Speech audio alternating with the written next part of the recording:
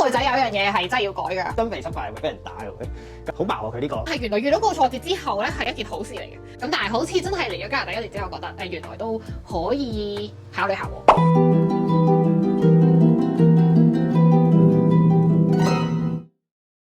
Hello， 大家好，我係 Y Y， 我係 Alex。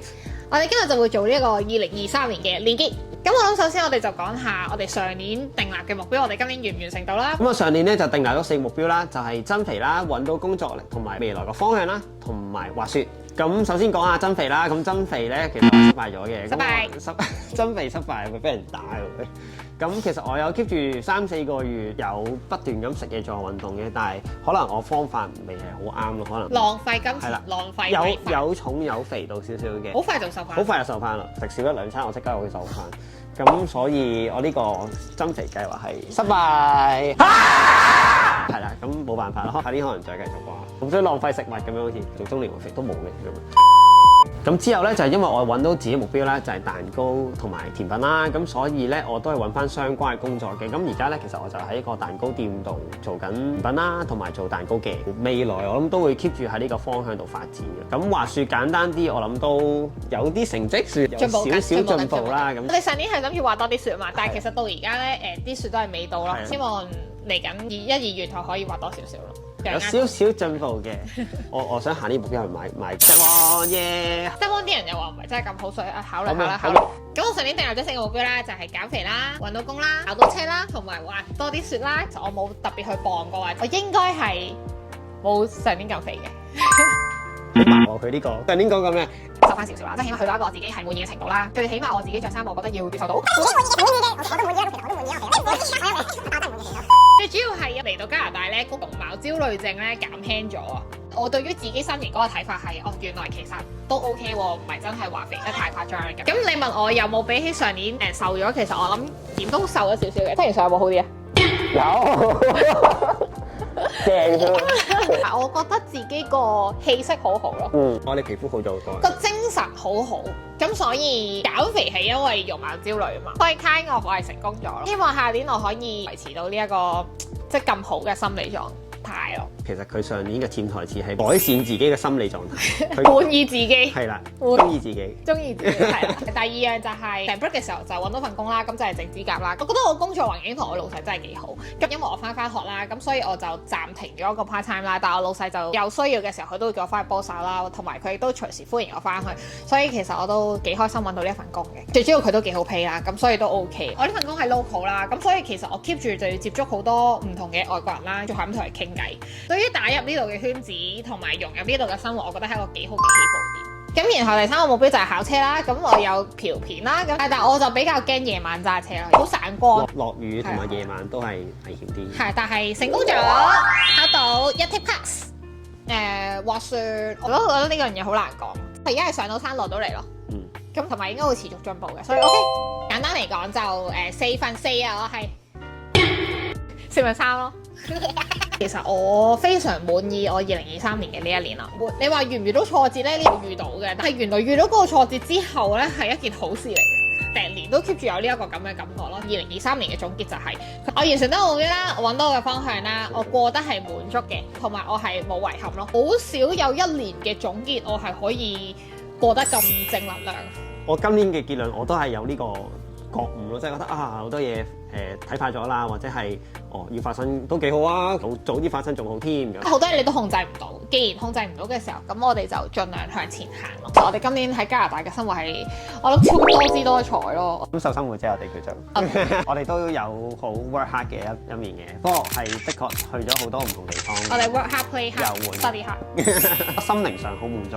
因為有好多嘢其實你之前真係冇機會去嘗試咁樣生活啦。我哋而家好似揾到自己生活嘅節奏嘅方式，知道乜嘢對我哋係比較好啦。好多人會覺得揾錢好重要，錢好重要嘅，但係我覺得人嘅心理狀態同精神力更加重要啦。雖然係有錢先可以 enjoy 生活，但係如果你有錢但係冇一個生活俾你 enjoy，咁你有錢都冇用。所以我哋自己揾到自己嘅生活節奏同埋 proportion 咯，取一個平衡咯。其實加拿大真係好多嘢玩，我覺得。加拿大旅遊大師。有啲人成日同我講話加拿大好悶，但係我真係冇停過咯。但係我覺得嗰個問題其實唔係加拿大好悶，香港悶唔悶，或者香港多唔多嘢玩？我覺得唔係悶唔悶同埋多唔多嘢做嘅問題，係你有冇享受你而家過緊嘅生活？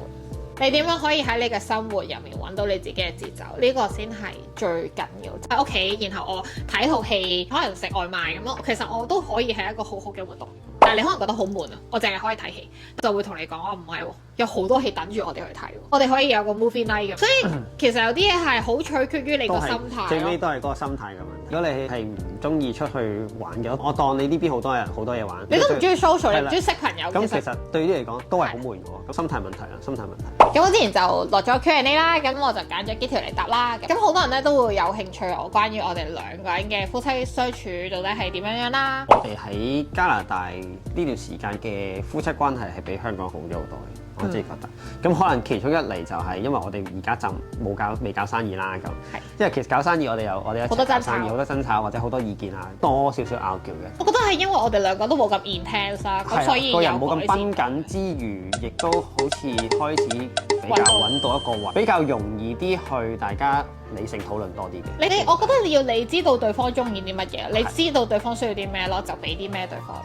同埋我覺得鬧交係必須嘅，喺一個關係入面，有啲咩係做得啱，有啲咩係做得錯，做得錯嘅你就去改咯。即係鬧交當然傷感情啦，我都唔中意鬧交嘅，但係有時鬧交先可以解決到問題，唔係純鬧交咯，而係要攞出嚟討論有解決嘅方法。但係鬧交唔可以係無理取鬧啊，噏得就噏啊咁樣。你有時你唔係咁樣，你唔會討論多啲嘢咯。同埋我覺得女仔有一樣嘢係真係要改㗎，男人係冇辦法永遠知道你覺得咩嘅。所以有時你只可以嬲咯，即係如果你想你兩個和睦相處嘅話，知道係 bonus 咯，佢唔知道你就要自己講出嚟咯，呢個係好重要。唔係一個人付出咯，兩個人都要付出咯。我哋成日都講我哋咯。我哋做任何嘢都係以我們為出發咯，即係我唔會同佢講呢個係你嘅錢，呢個係我嘅錢。通常係我哋屋企點點點，我哋兩個點點點，將成個 concept 由我變咗我們嘅話咧，你嘅將來或者你所有嘅計劃都會有對方嘅時候咧，你會考慮多啲對方嘅感受啦。唔使特登為對方諗，因為本身呢就係係啦，本身就係一體。我哋呢個係我哋相處，跟住大家就問我哋嘅年齡同埋我哋會唔會生小朋友啦。你揀年齡你答好。咁今年咧我都踏入咗30歲啦，一個 new stage 啦。所以但係亦都因為呢個原因啦，咁我哋都要考慮到底要唔要生小朋友啦。以前咧我哋喺香港係絕對唔會生啦，即係 never 啦，唔會考慮啦。其實我上年嚟到嘅時候咧，啲人問我哋咧，我都仲係好堅決。係啦，唔好揀。係因為一嚟香港仔路啱啱，二嚟其實我哋都唔係話十分中意小朋友啦。三就係我好介意自己生小朋友嘅時候個外表啊或者身形啊會變成點樣啦。咁我亦都好擔心啦。咁可能自己都未準備好做一個父母咁。但係好似真係嚟咗加拿大1年之後，覺得原來都可以考慮下喎，同埋我哋兩個關係又改善咗啦，冇咁多拗撬啦。純粹我哋覺得呢個時機好似都 OK 喎，因為其實我哋本身都想要一個女啦咁。女啊，記住。冇特別去刻意做啲咩咯，即係順其自然啦，睇下有冇緣分咯。咁如果有緣分嘅話，我都 OK 啦咁樣。所以有時有啲嘢咧，真係唔好講得咁死啦，因為我香港呢班朋友一定笑緊我啦，因為我 keep 住一路以嚟都係話，又話唔生，絕對唔會生㗎咁樣，冇問題嘅。因為我喺香港係真係一定唔會生。我喺香港啫嘛。會唔會有好消息咧？咁就大家可能下年嘅年結就會知啦。有冇啦？即係如果我今年唔生嘅話，可能我就未必會生㗎。之後咧就有另一個問題就係問我哋會唔會開鋪頭啦？係咪真係開鋪頭啦？咁樣。咁我哋係有諗過開鋪嘅，咁我哋會開一間蛋糕鋪加甜品鋪咁樣啦，即係都有一個門面可以入嚟，即係可以坐低食嘢，咁大家可以同啲客溝通。咁因為我哋之前係做網店啦，咁呢個唔係我哋想要嘅，我哋想要可能係同個客佢真係溝通，哇！我啲蛋糕係啦，有互動嘅，你真係會翻嚟食嘢，見到我哋會同你傾到偈咁，即係我同埋開始想穩定啲咯，唔想做一啲真係走去飛嚟飛去嘅工，但係我都會繼續做 Slash 嘅。我哋下年嘅目標係到底會做啲咩啦？講到下年嘅話，就一定係攞 PR 啦。咁讀完第3個 sem 啦，咁我其實下年就會畢業嘅。咁之後就可以 apply PR。咁所以呢個應該會係我哋下年其中一個會重大發生嘅事。喺下年我希望我可以拍多啲YouTube 啦，同埋 Reels 啦。咁其實都對我嚟講係幾有趣嘅，我自己覺得。睇翻都開心。我哋呢排都拍咗唔同嘅 Reels 啦，咁希望大家可以支持我哋啦。得一個結，你嚟啊！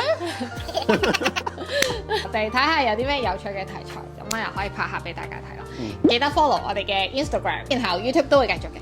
Alice 都話今年想試下剪片，我都想試下拍下，方向就係繼續整甜品啦，同埋做蛋糕啦。個核心就係 Y Y 中意食嘅嘢咯。DIY 係啦，DIY 嘛，咁 Y Y 中意食啲咩，全部我整啲咩咧？咁嚟緊就會整之餘，就可能拍下我啲花水，生活上嘅嘢，分享下，嘗試下我唔知好唔好睇我拍啲嘢出嚟。試下咯，好唔好睇都支持下，like 下先啦。拉咗先，睇咗先。除咗拍片、拍口標，我就會研究多啲唔同嘅甜品啦。即係我哋自己未來嘅 product 啦，都會再一路 develop 我哋嘅生意嘅。想做下啲 party 類，想做 party 類。呢個其實我哋喺香港都想做嘅，但係嗰時冇時間。我哋都有做 wedding 嘅嗰陣時，可能就係wedding cake 啊。我想包攬咗成個宴，全部都係我哋嘅 candy corner 蛋糕咁樣，都係我哋做嘅。好靚啊！咁樣。即係佢嗰個美感好好啦。咁我覺得我哋做出嚟一定好靚咯，同埋好好食，一定會做到嘅。咁之後我諗我都會繼續維持住做 slash 嘅，因為我其實都係中意做嗰啲嘢，即係而家都開始又接下啲影相嘅 job 啦，跟住又做化妝啦，又剪下片啦，跟住又整下指甲啦，其實好多嘢都有做。啲人咧就話做一樣嘢咧，你揾嘅錢係會多啲，但係你嘅人生嘅樂趣就會好似少咗咯。我係真係寓工作於娛樂嘅人嚟嘅。做得開心，自己中意，咁嗰件事就會做得好啦。係啊，咁今日呢個連結咧就去到呢度啦。咁如果大家有啲咩想我哋拍嘅題材嘅話，歡迎喺下面度留言話俾我哋聽。咁記得 like、comment、subscribe 我哋嘅 channel， 同埋 follow 我哋 IG。我哋下條片再見，拜拜。